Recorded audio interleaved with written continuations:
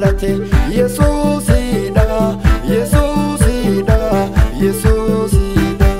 inni siif dhalate Yesuusidha Yesuusidha Yesuusidha inni nuuf dhalate Yesuusidha Yesuusidha Yesuusidha inni naaf dhalate Yesuusidha Yesuusidha Yesuusidha inni siif dhalate Yesuusidha Yesuusidha Yesuusidha inni nuuf dhalate Yesuusidha Yesuusidha Yesuusidha hidhaan keenya isaanii kamee gaaffiin keenya isaan deebi'ee hidhaan keenya isaanii kamee gaaffiin keenya isaan deebi'ee egaa ni gammannaa ni shubbifnaa ni burraaqnaa ni utaalaa hundumni keenya egaa ni gammannaa ni shubbisnaa ni burraaqnaa ni utaalaa hundumni keenya.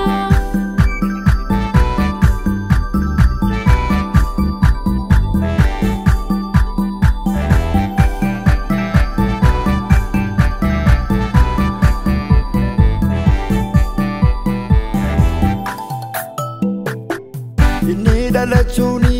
ol jennee dhaabanne cubbuu bara dheeraa isaan baraaramne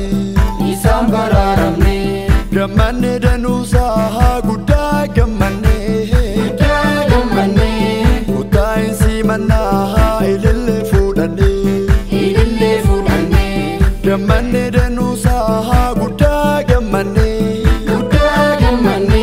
kutaa hin simannaa ilillee fuudhanne inni dhalachuuni ol jennee dhaabanne cubbuu bara dheeraa isaan baraaramne gammanne danuusaa guddaa gammanne kutaa hin simannaa ilillee fuudhanne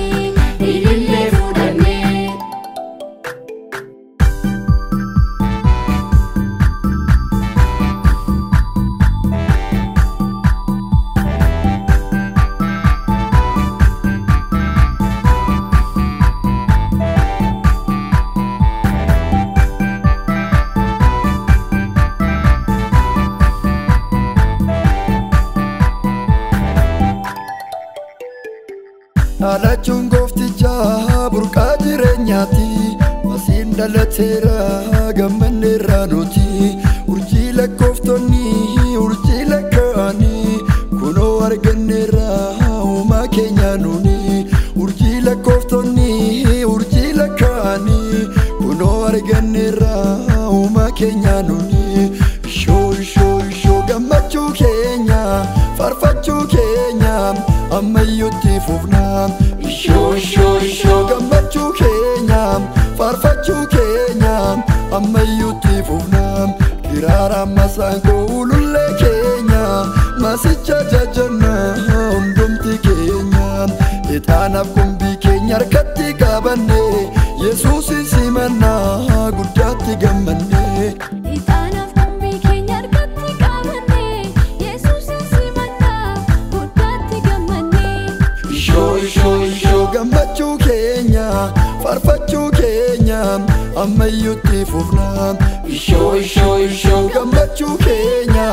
faarfachuu keenya ammayyuutti fufnaa